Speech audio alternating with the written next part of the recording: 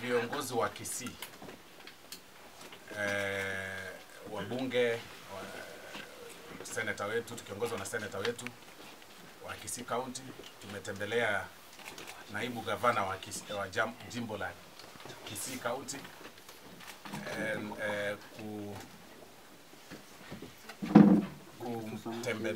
Okay, we just came here.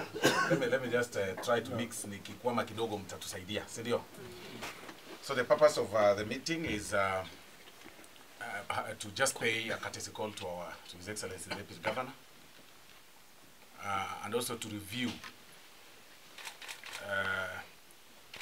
our county's development program, both present or those that are active or ongoing, and the future programs by the county government. Kwa hivyo tumetembelea naibu governor because it was very easy to get him. And then he's also explained to us what the county has been doing for the past 13 months, although in a struggle, because hiyo ni ya kumulikwa na torch. And then and the programs that they have for the next in the next financial year. Na ametueleza ametuambia kwamba ni vizuri viongozi tushikane, tufanye kazi pamoja, both national and county government, ndio tuweze kuletea watu wetu maendeleo. He raised the issue with the new development ambayo mmejua sasa hivi, where the control of budget alipeana kind of a precondition for the further disbursement of the funds to the county government. Kasema kidogo itaweza umiza wafanyikazi development, kwa sababu bila kuprove why the county government classified some pending bills as ineligible, hawawezi pata pesa kutoka kwa national government. Na kwa hivyo he raised that concern, of course, because the senator is here, na sisi tukiwa hapo na viongozi MCAs ambao wako hapa. And kasema governor wa Kisii ameelekea Nairobi kujaribu kuona kama atatatua hiyo, lakini naona alikuwa amepewa tarehe 10 ya December. Na kwa hivyo those are the issues that we were discussing, what things or the parameters that we may use to unravel the challenges that we're having as a county in terms of development and everything. Although together with us, he also accepts that our absorption rate as far as development funds is concerned is way too low and below par.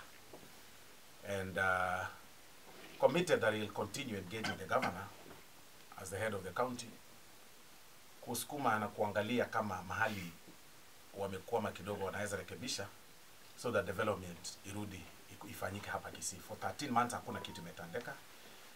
Zile kidogo tu na Deputy Governor amekubali, lakini amesema wanaendelea kuengage. Ona ile kidogo makosa mali pengine iko ama further engagement that is supposed to be done ifanywe na viongozi wote waje pamoja, ndio tuweze toa hizo challenges, so that development ionekane Kisii. Kwa sababu tulimuuliza Deputy Governor wetu, tumesikia governor pamoja na yeye wakituambia ya kwamba tunangoja mvua iishe ndio tuweze kujenga barabara kwa sababu ya El Nino. Pia tumeuliza naibu gavana hapa, hata madarasa pia zinangoja mvua iishe ndio zijengwe, na mvua imeanza tu mwezi mmoja. Tukauliza mbona ni barabara ngapi zimetangazwa na kandarasi zimepeanwa, na tumesikia pia mnapanga pia hata supplementary budget yet hamja implement ile budget main yenye mlipitisha.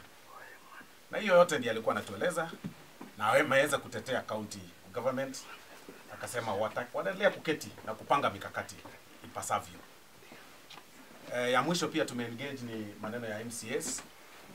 Wengi wametolewa kwa committees wakiuliza maswali tu ambayo sisi tumeuliza, wakiuliza maneno ya pesa ya maendeleo, wakiuliza maneno ya oversight, wakiuliza maneno hiyo vile budget walikuwa wamewekewa kila ward 39 billion ikapunguzwa 27 billion.